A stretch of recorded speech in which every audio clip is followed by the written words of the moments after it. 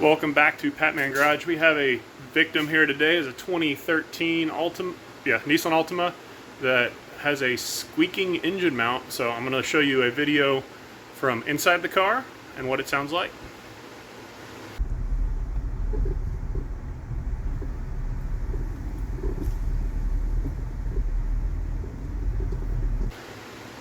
And then I'm also going to show you a video of outside, how we pried on the engine mount to determine that it was making noise. So now I'm going to dig into figuring out how to replace it. So here we go.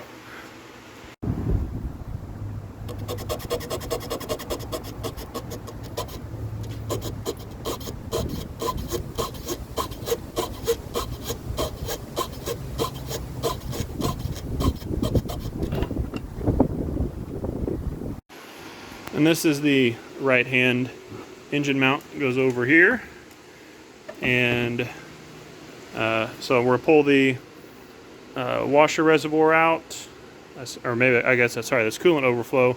We'll start loosening some of these bolts up and see where these guys bolt down to the frame somewhere in here. We'll probably have to pull the dog bone off. So before I do anything else, I'm going to slide a floor jack underneath it to hold the engine up on the oil pan. 10mm bolt holds the coolant tank in here, and then it just kind of lifts out, it looks like. Might need to use two hands to, oh, there we go. Just got to get around that AC line. We're going to unhook it, give us a little bit more space there. Alright, so the first bolt we're after is going to be down there, so we are going to have to pull the wishbone, and then we got one here. And then we got one straight down there.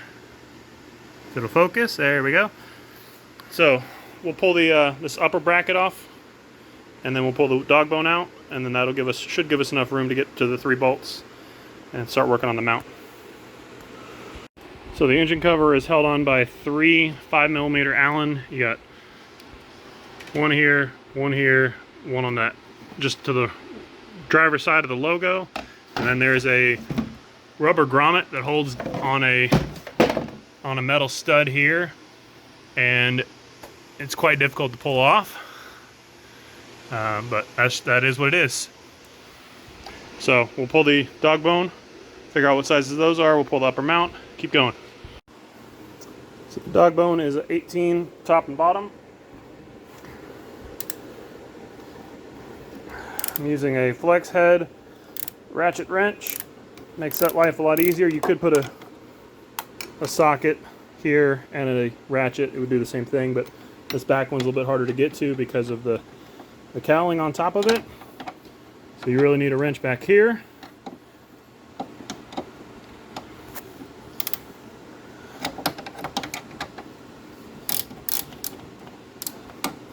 And then I'm hoping I can get that bolt out without having to pull the whole cowl off. So the bolt is definitely too long to come up. It runs right into the cowl, but I'm hoping I can, now that I have this loose, I can get a straight enough shot down on that bolt with an extension, and maybe we can just leave the dog bone in there altogether. So we'll start pulling the upper mount bracket for now. These 4 are all 16mm. This bottom one is an 18mm. So we'll get the 3/8 impact out. We'll start knocking those guys out and then see what we look like from there. Well, I should have known better. I had these bolts out, and then I went to remove this guy, and then the whole thing was just turning. The whole bracket was. So I had to zip 2 bolts back in it so I could hold that bracket still while I was breaking torque on this guy here. This is the 18mm on the bottom here.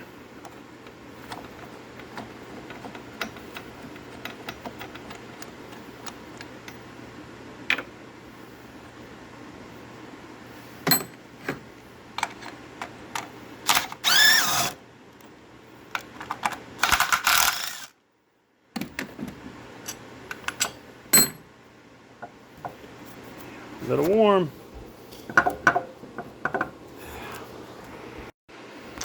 So currently the bracket is kind of stuck on that stud. There's some corrosion in there. I sprayed some rust penetrant in there. Hopefully that'll loosen it up a little bit.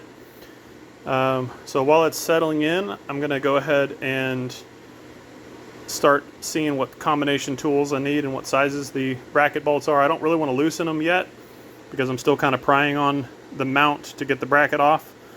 So we'll let that set up for a minute and keep working. All right, so I finally got it to pop up, and you have to kind of roll it out of position around this AC line. Sorry, it's really hot. I don't want to hold that more than I need to.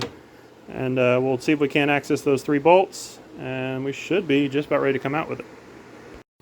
So here's what I used on the engine mount. It's a 16 millimeter. I have about an 8-inch extension. That one's easy, self-explanatory. That one's a straight shot, straight down. If you get a long enough extension, the ratchet will stay above the AC lines. And then this guy, if you kind of lean on the engine mount a little bit with your extension, you can get a decent enough straight shot on it. Just be extra careful going back in with that when you go to start that one so you don't cross thread it. I'm going to grab a magnet so we can get to that one, and then we'll loosen up the other 2, or fully take the other 2 out.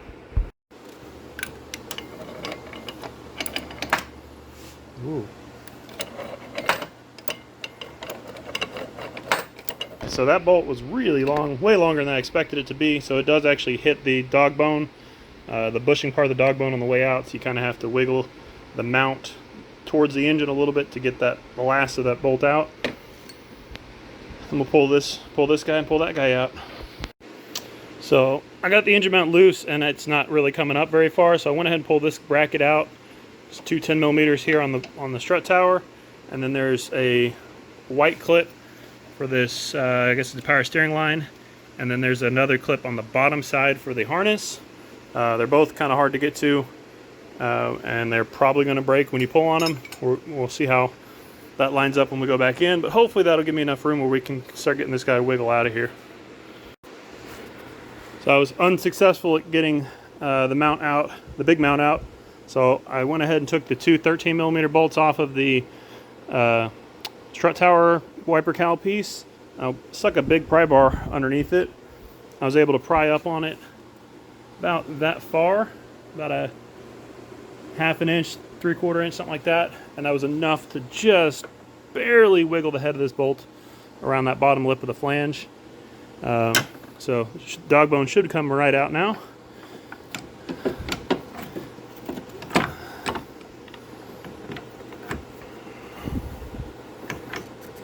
Come on. Making me go crazy here. All right, so dog bone's out. That should also free up a little bit more space for us to come up with the big mount, and we'll try this again. Seems kind of counterintuitive, but sometimes rotating something on its side or upside down will help get it out of the hole differently. So I currently have it rotated 90 degrees, I guess that'd be counterclockwise in the hole, and then we'll see if we can't get this thing to kind of swing up and out maybe. Okay, I'm gonna stop for a second. It's working its way out. So what I ended up doing is loosening the power steering pump. There's a 13 here, and a 13 straight down in front of that alternator pulley. So this is the power steering. There's a 13 here. Just kind of move the liner out of the way. And another 13, where is it at? Right there. And then the other one is straight down. You kind of have to move this line out of the way a little bit. You'll see it there, right in line with the front of the pump, front of the alternator. The outside 2 have loose washers, so be careful with those. Make sure you don't lose your washer. And then this guy in here is a nut, and again, make sure you don't drop the nut. So, and also remove the 2 10 millimeters that hold the line in place. So that gives me enough flexibility to move that line towards the center and also get the pump up a little bit. And I think, fingers crossed, we're gonna get this engine mount out now. Yep, got it out. And now we can do the fun part of trying to get this dude back in here.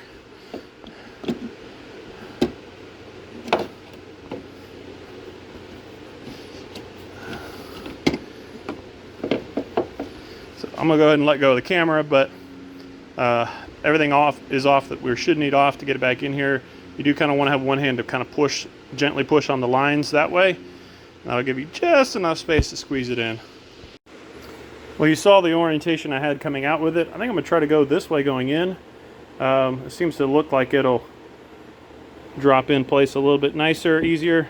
So I kind of hook the mount, this back pedestal, kind of hook it under the lines, and then this mount kind of fits in this triangle spot real well, and then hopefully we can get it kind of down and turn it in place. Well, that was definitely the easier way going back in. You do have to watch out for this power steering line with this back tab back here, kind of hangs up there, and then you got to watch this front tab here, where it, spin you around here, this front tab where it, you kind of have to go under this bracket for the coolant reservoir, and then you have to kind of go around the line to get that dude in there.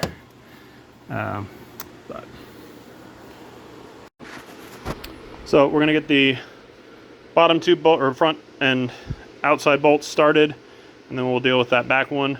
Should be a lot easier not having to worry about cross-threading it since we already have the dog bone out. So we'll go ahead and get those three in, and then we'll worry about remounting the power steering pump and all that. Okay, so I did break my white clip that holds my power steering line on there. So I went ahead and got a zip tie, run around the bracket, and help hold it in place there. So my 210s are back here.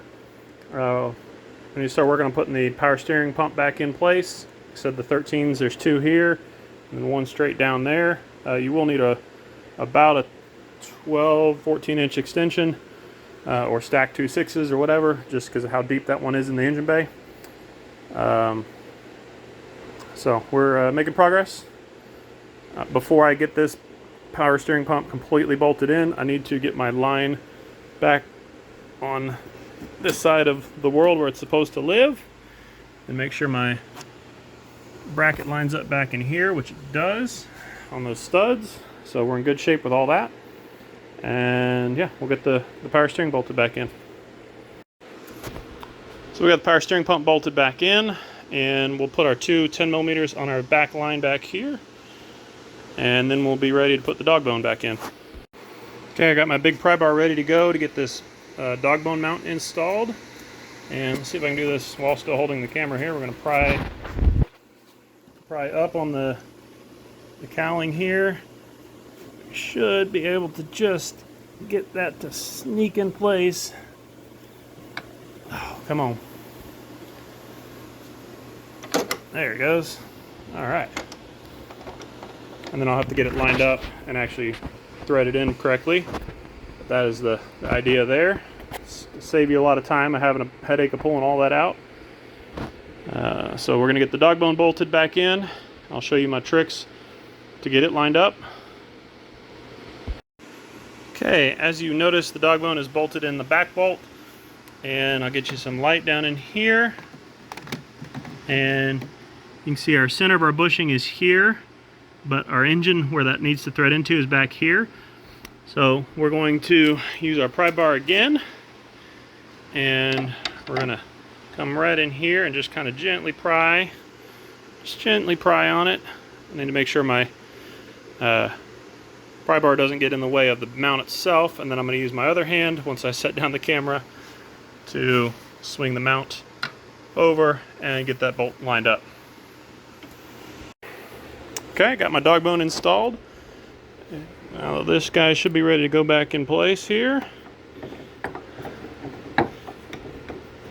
Kind of wiggle this dude in here.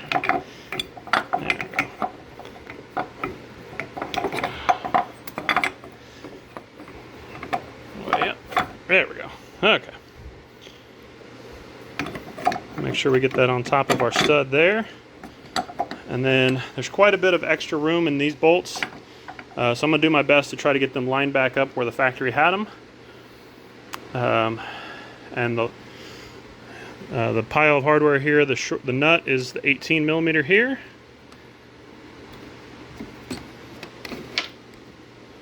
The nut is 18mm. And we have 3 short ones.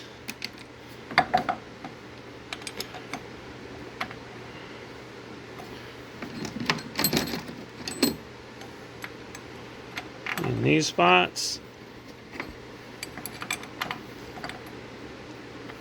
Now, depending on how collapsed your mount was, you may have to come up on your floor jack to get everything lined up. So I'd recommend putting these 4 bolts in first, and then keep an eye on this guy. It should be resting on the mount, but it may be too high or too low. More than likely it's too low, so you probably have to come up with the floor jack a little bit. And yeah, we're gonna get these installed here. All right, so this guy's all torqued down, and then we have our wiper cowl, 13 millimeters still to do, those 2, and engine cover, and coolant reservoir, single bolt there. I think that's it.